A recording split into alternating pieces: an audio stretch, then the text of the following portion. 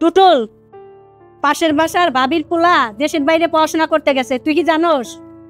তোর দেয়ার কিচ্ছু হইল না, সবই আমার কপাল। কোনো ভার্সিটিতে চান্স পাইলি না, এত টাকা খরচ করে পড়াশোনা করে কি লাভ হইল আমার? চারপাশে সবাই ভালো জায়গায় চলে গেছে, সবাই কিছু একটা করছে, কিন্তু আমি কোনো বিশ্ববিদ্যালয়ে সুযোগ পেলাম না। একটা বছর চলে যাবে জীবন থেকে, কি লাভ হলো?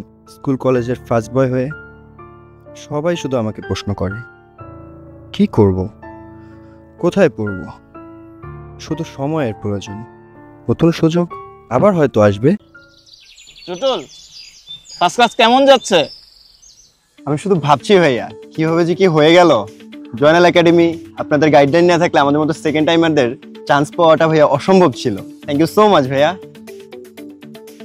তুমি তো সেকেন্ড ক্লাসের জন্য অলরেডি 5 মিনিট লেট। আজ উঠি ভাইয়া।